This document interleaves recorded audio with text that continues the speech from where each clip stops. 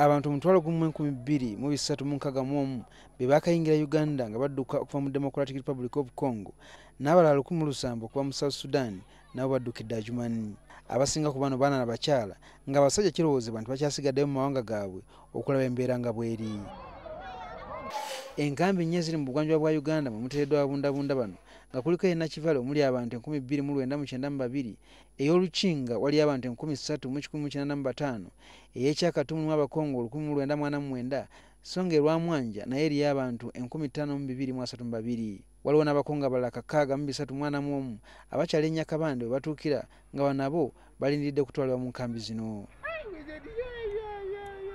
Ate bo abava mu South Sudan baawabwa ettaka mu bitundu omuli Alere ne Zaipi mu disitulikiti ya Adjumani. Gavumenti egamba nti abasirikale ba poliisi abasoba mu 200 bayiriddwa ekisolo Bunagana ne Nyakabande okusobola okukuuma obutebenkevu. Ekitongole kya Red Cross nakyo kiriko abantu bannakyo bekiwandiisizza okusobola okuyamba abantu bano mu nsonga ezitali zimu.